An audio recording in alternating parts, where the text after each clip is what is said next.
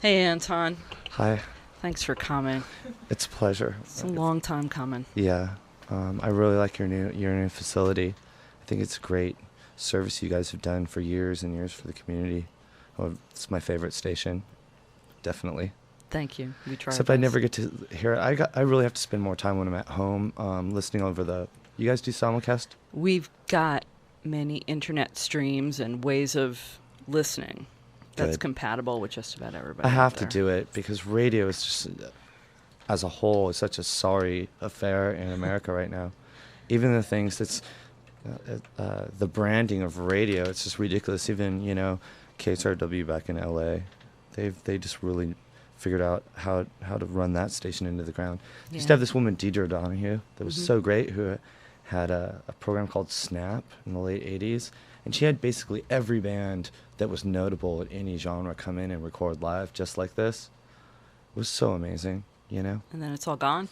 Well, she sort of set up a better facility at her house, and she said, "Why can't I just record this with my engineer at home and have a more comfortable environment and really get smoking?" And they're like, "No way." You know, That's not good. We have people like sending in tapes from the UK here, sending in tapes from mailboxes in Idaho. that's great. It's pretty much open to anything.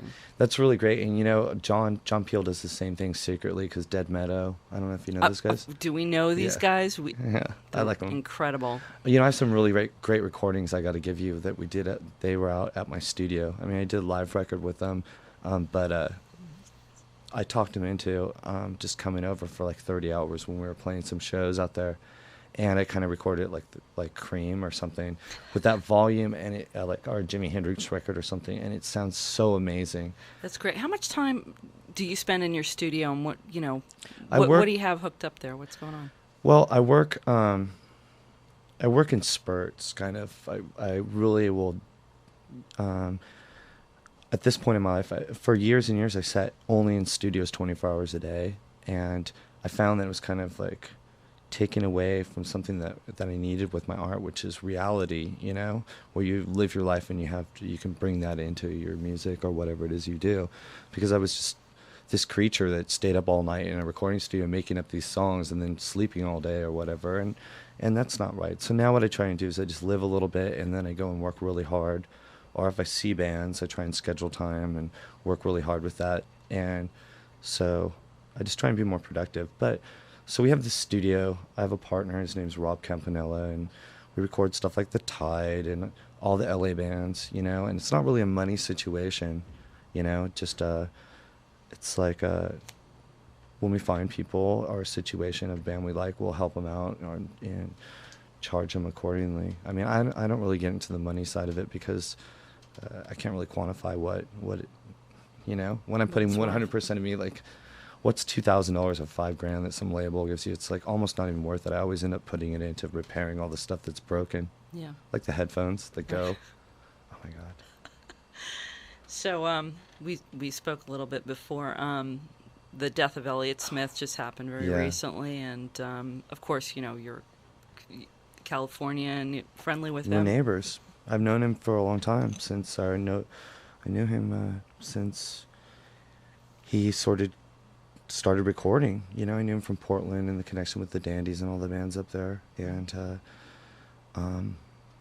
became better and better friends with him. As we toured and would be same town or a day apart, and he's been living with one of my best friends ever. And I'm just like, I'm in shock. I mean, I don't know the details, and I just know that he touched a lot of people. Even last night we were in Western Mass up there playing by Amherst, or I forget, what is it, East Ham? I don't know what, one of those towns up there, but and people were really sad, Yeah.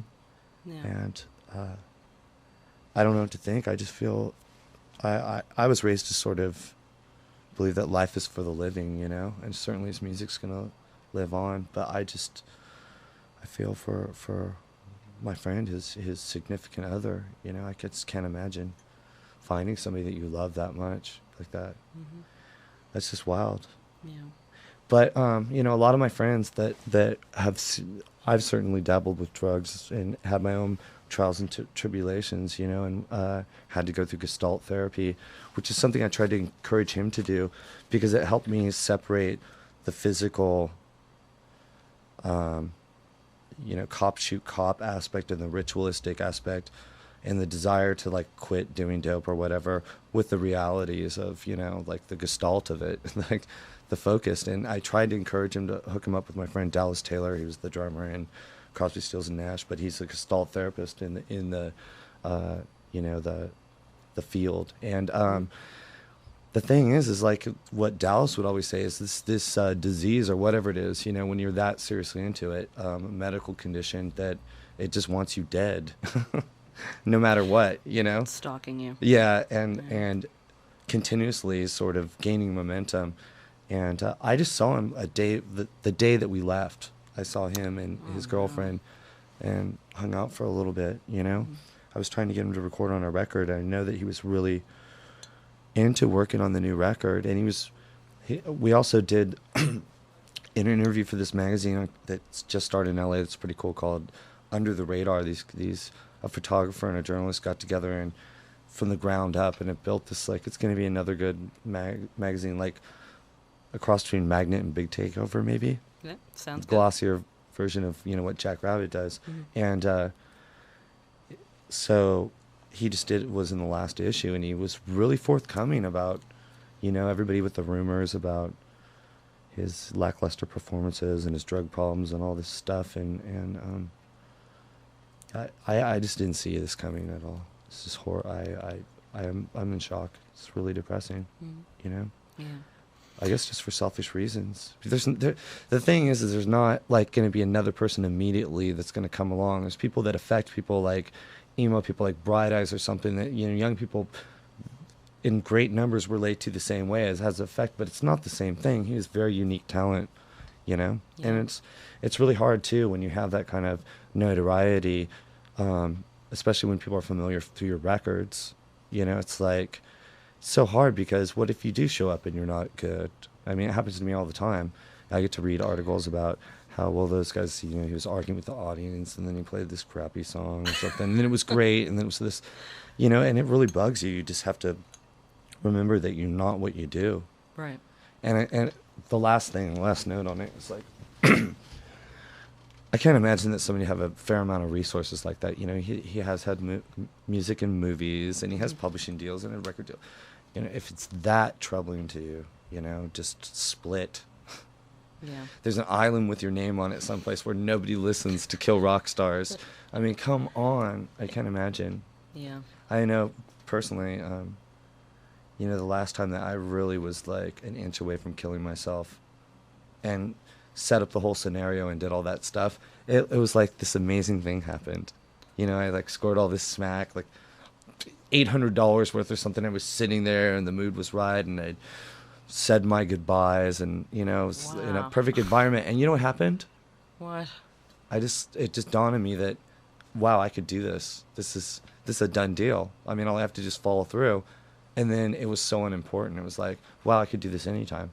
And it was like super liberating. And then for me, it was like a non-issue. It's like, and I never was depressed or somber again. Isn't that wild? That's insane. I mean, it's not insane. It's like, it totally makes sense. You know? I mean, it's insane to somebody who's not, you know, who hasn't been at that deep core, you know. Well, I think people do have different reasons for sort of, you know, when they're at that level. But a big one of them, that from my personal experiences, they, you know, you feel so uncomfortable, and it's such a grind on you that, and it's out of your control, beyond your control. So you could understand that when I brought it to the level where I was in control of the situation, well, there's a switch right here. I could just end this right now. And once I knew for certain that I was in control of that, then the way that I viewed the situation, that, you know, it wasn't really depression. It's like, it's a problem that you're milling over. Your mind goes into those loops. Like, you know, sometimes when you're an insomniac, you just keep thinking about the same thing over and over again, and you dwell on it. But I found it really liberating. You know, once I took myself to that point, okay, I'm going to kill myself, it was like, this is unnecessary. I could do this anytime now. So now I'm free, you know? Now I can hang out till next week or next month and see what life is, because I'd always noticed since I was a child that it's a circle, you know? You have these good days, and then it just starts to go sour, and then it won't stop getting worse, and then, you know, like Yeah. over time. And you just get sick of it, you know? But you had that choice. well, I realized, you know, by really looking at it. So it leads me to believe, like I said, I don't know, I haven't talked to anybody specifically very close to the situation, but it leads me to believe that he was probably intoxicated. I just can't imagine, you know, probably just really, really messed up and sad, you know? But I can't, I mean, you got to understand, you have to hand it to people that accomplish that goal, whether it's Kurt Cobain or anybody. It's like, it's your number one will. I mean, it's their number one force in your life